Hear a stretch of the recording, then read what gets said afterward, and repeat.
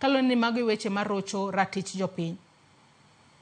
En wach matek ahinya ni inyalo wito ng'ati to dhi adhiya kamano. Koro joma owito jogi kamano yo mar kaka extrajudicial killings.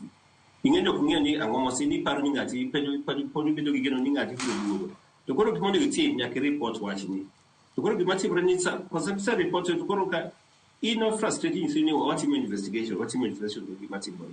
Koro jogi nitie joma mako lwetgi no ka koro jo civil society kaka Muhuri gine kaka nitie mang'eny Kenya Human Rights Commission madhi to mako lweti. Koro gibro kawo case ni gibro document ngeni koro nyaka giluwe mos kata bed ni weche gi okawo ndalo mang'eny manade biro na chopo ndalo moro. Koro gimotemo jiwo jogi ma jogi oselal kama kigilingalinga gigo report to koro gidhi ginon migawo manyalo mako badgi e wechegi. Koro jogi biro kawo kesi, koro jogi ma biro tayo negi follow ne up wechegi moe ka koro bang'e koro biro yudo ka inyalo luka ka ginyalo yudo ratiro mari.